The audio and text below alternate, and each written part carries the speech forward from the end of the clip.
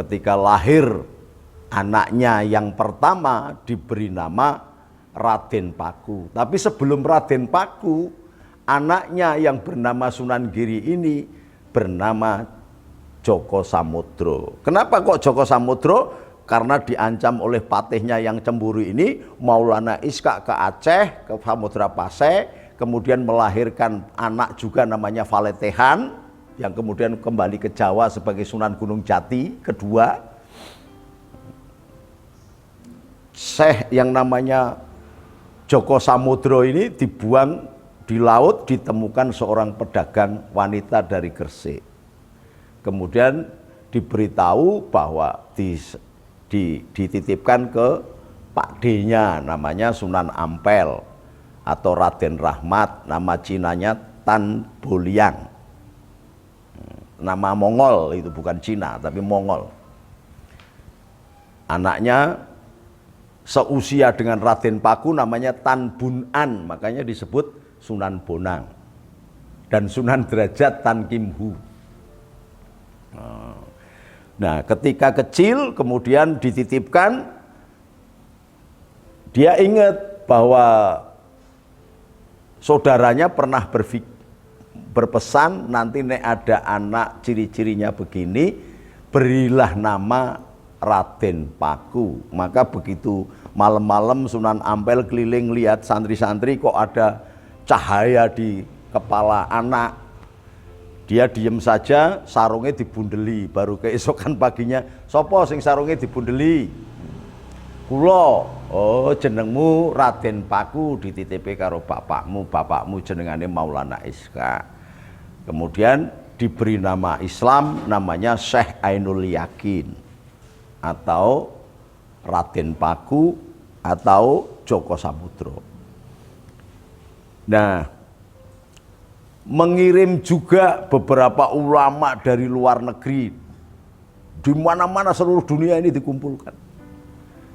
Lalu muncullah dari Pamanda, keturunan Pamanda Nabi Muhammad, yang kemudian sampai ke Jawa melahirkan Welwotekto. Welwotekto itu kalau diurut ke atas sampai ke Ranggalawe. Ranggalawe kalau ditarik ke atas sampai ke Raja Madura. Raja Madura inilah yang kelak akan mendirikan Majapahit bersama Raden Wijaya. Itu sejarahnya. Jadi bukan. Lalu anak turunnya kita cukupi itu, masih banyak wali-wali yang lain kita cukupi, sampai kemudian ada Sunan Muria. Kemudian ada wali-wali yang tidak pernah muncul di permukaan, wali abdal namanya Ki Ageng Selo. Ki Ageng Selo itu Syekh Abdurrahman. Syekh Abdurrahman ini putranya dari Ki Ageng Tarub. Ki Ageng Tarub ini dari putranya dari Syekh Maulana Maghribi dari Maghrib Maroko. Kemudian berjuluk Jakat Tarub, Ki Ageng Tarub I. Lalu dari Ki Ageng Selo ini bapaknya namanya Bondan Kejawan. Bondan Kejawan ini adalah anaknya Raden Wijaya yang bergelar Joko Tarub II. Joko Tarub II melahirkan Ki Ageng Selo, Ki Ageng Selo melahirkan Ki Ageng Nis. Ki Ageng Nis pada waktu itu dijadikan mentor Kiai Panjawi, Ki Ageng Pemanahan, dan Jaka Tingkir. Lalu bertiga ini mendirikan yang namanya Mataram Islam. Beristri putranya Sultan Trenggono, namanya putrinya Kenongo. Lahirlah Pangeran Benowo dan dalam tanda kutip Tohjoyo. Bukan Tohjoyo, yang mendirikan kerajaan Tarik yang sekarang kemudian bergelar Panembahan Senopati, yang menurunkan raja-raja Mataram mulai Pakubuwono, Hamengkubuwono sampai dengan Mangkunegoro dan Pakualaman. Setelah terjadi perpecahan dari Giyanti. Tapi sebelum itu wali-wali Songo ini punya keturunan yang kemudian ada yang di Madura itu Kiai Khalil Bangkalan. Yang menjadi gurunya Hadratus Syekh Hasyim Asy'ari, menjadi gurunya Kiai Wahab Hasbullah, menjadi gurunya Kiai Bisri Samsuri, menjadi gurunya juga Kiai Abbas Buntet. Nah, sembari mereka berguru ke Kiai Khalil Bangkalan, ada Kiai Ahmad Dahlan, ada Hadratus Syekh Hasyim Asy'ari, dua orang ini berguru yang sama di Mekah. Jadi pendirinya NU bukan orang Muhammadiyah. Kiai Ahmad Dahlan pulang ke Indonesia bikin Muhammadiyah, Hadratus Syekh Hasyim Asy'ari mendirikan Nahdlatul Ulama. Kartas mentornya tadi yaitu Kiai Khalil Bangkalan, gitu loh.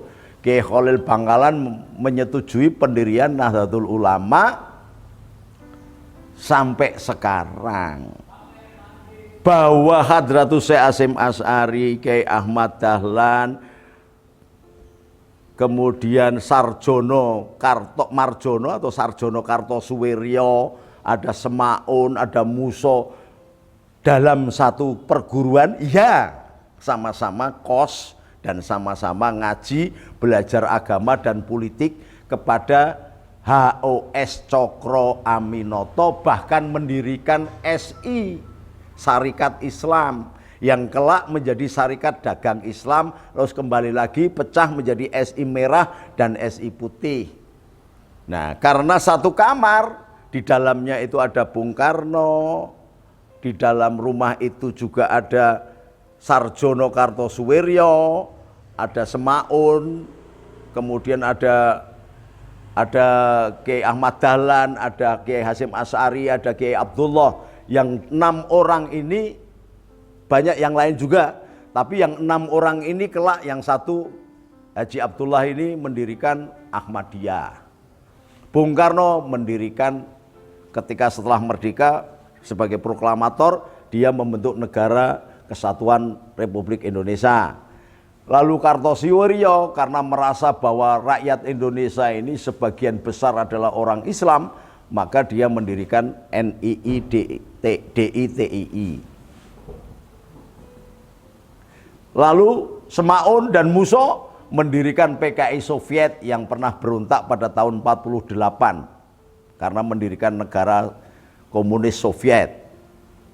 Lalu Kiai Ahmad Dahlan mendirikan Muhammadiyah. Kiai Hasyim Asy'ari mendirikan Nahdlatul Ulama. Jadi nggak bener kalau NU itu didirikan oleh ulama-ulama selain NU, ya ndak ada lah. Masa saya ini PKB mau dirikan PDI, ya ndak mungkin lah. Sudah dari garis sononya bahwa tokoh-tokoh pendiri ini semula satu godaan yang sama, satu kolam yang sama, menjadikan HOS Cokro Aminoto sebagai guru, iya. Tetapi bukan guru satu-satunya, karena Kiai Ahmad Dahlan juga ngaji di Mekah, kemudian juga Hadratus Syekh Hasyim Asy'ari ngaji di Mekah. Gurunya Kiai Haji Hasyim Asy'ari itu banyak di Mekah, karena pada waktu itu orang Arab masih goblok-goblok. Dicatat ini, orang Arab masih goblok-goblok karena dijajah dan ditinggalkan sekian ribu tahun atau sekian ratus tahun. Arab itu merdeka tahun 24. Sebelumnya yang menjadi guru-gurunya di Arab orang-orang Indonesia. Arab nggak pernah dijadikan ibu kotanya yang besar, nggak pernah. Justru India jadi ibu kota yang sangat besar di kekhalifahan Islam. Lalu Iran, lalu Mesir, lalu Spanyol, Cordova, bahkan India. Arab ditinggalkan karena tidak ada apa-apanya. Jadi isinya orang-orang Badui saja, keturunan Abu Lahab itu. Maka jadi bodoh-bodoh. Yang mengisi guru-guru agama di Arab, di Mekah, itu adalah orang-orang Indonesia yang menjadi syekh di sana. Misalnya Syekh Khatib Al-Minangkaboi dari Minangkabau, Syekh Arsad Al-Banjari dari Banjarmasin. Ini ke bawah sampai jadi guru IJ di Kalimantan. Ada Syekh Ali Kurhi Al-Bone dari Bone, Sulawesi. Ada Syekh Yakub Al-Jombangi yang menjadi mertuanya Kiai Hasyim Asy'ari. Ada Kiai Muhammad Al-Termasi, Al-Jawi, semuanya dari Indonesia. Inilah yang membentuk dua tokoh besar yang nanti menjadi penentu sejarah Indonesia, Kiai Ahmad Dahlan dan Hadratus Syekh Hasyim Asy'ari. Bahwa ide-ide ilmu-ilmu campuran banyak orang Islam yang lain yang bukan hanya NU. Lah NU itu kan organisasi gerakan. Maka dua sahabat dan yang masih saudara ini sepakat, yang satu menggarap umat Islam perkotaan namanya Muhammadiyah, yang satu menggarap umat Islam yang ada di pedesaan namanya Nahdlatul Ulama. Berdirinya pun duluan Muhammadiyah karena 1916 Muhammadiyah lahir. 1926 baru NU lahir. Loh, gitu loh. Dari gurunya yang di Bangkalan ini lalu sudahlah membuat Nahdlatul Ulama. Karena apa? Kemenangan Inggris dan Perancis menghancurkan Turki Ottoman itu atas bantuan Abu Su'ud. Abu Su'ud ini memiliki teman dan membuat perjanjian dengan Abdul Wahab yang kelak menjadi aliran Wahabiyah. Kondisi ini melahirkan kehancuran kekhalifahan Turki Ottoman menjadi tidak terkendali. Lalu akibat faham Wahabi dari Abdul Wahab ini, negara hadiah dari Inggris yang bernama Arab Saudi itu berasal dari kata Abu Su'ud. Saudi Arabia artinya negara Arab itu adalah miliknya Abu Su'ud. Itu artinya begitu. Hasil pengkhianatan terhadap Turki Ottoman. Perlu diingat ini. Lalu Wahabi karena dibela oleh tentara Inggris dan Perancis, juga Israel dan Yahudi, perlu dicatat ini. Jadi Wahabi itu karena bantuan itu, bukan yang lain. Ini di Indonesia jadi sejarahnya kacau.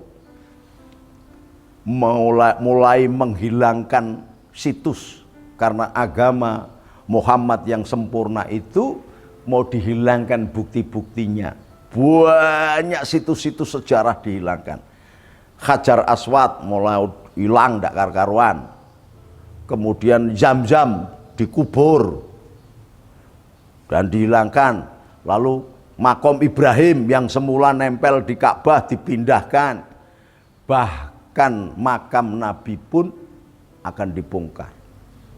Sudah ketahuan, sudah dikeduk-keduk, tapi atas perlindungan Allah terjaga. Ini harus tahu ini bangsa Indonesia. Nahdlatul Ulama yang masih embrio, yang pada waktu itu adalah santri-santrinya Kiai Khalil, diantaranya adalah Kiai Bisri Samsuri, Kiai Wawasbullah dan Hadratus Syekh Hasyim Asy'ari. Dalam kondisi yang kayak begitu, menerapkan sistem politik yang kemudian diadopsi oleh Soekarno menjadi politik bebas aktif. Nahdlatul Ulama berdirinya diawali dengan pemikiran damai untuk seluruh Indonesia dan seluruh dunia. Bukan hanya Indonesia, pemikiran internasionalisasinya adalah ikut serta dalam perdamaian dunia, tetapi tidak ikut serta di dalam mencampuri urusan masing-masing negara. Yang kelak ini diadopsi oleh Bung Karno menjadi sistem politik bebas aktif. Tahun 24 sebelum negara ini diproklamasikan, Hadratus Syekh Hasyim Asy'ari dan teman-temannya di bawah guidance mentornya Kiai Khalil Bangkalan membentuk namanya Komite Hejaz. Ini yang pertama, belum ada negaranya. Nahdlatul Ulama sudah berperan besar terhadap perkembangan sejarah Islam dan internasional. Komite Hejaz inilah menemui Raja Arab Saudi supaya tidak membongkar situs-situs sejarah yang ada di Arab maupun di Madinah. Meskipun tempat maulidnya Nabi, kelahirannya Nabi Semula disingkirkan, dijadikan perpustakaan, sekarang sudah jadi WC umum. Tempat maulidnya Siti Khadijah, empunya surga. Jadi ada 4 perempuan yang menjadi empu surga adalah, yang pertama adalah Aisyah istri Fir'aun, kedua Maria ibundanya Yesus atau Isa, yang ketiga adalah Sayyidatina Khadijah, yang keempat adalah Sayyidatina Fatimah. Ini tempat lahirnya dijadikan WC umum.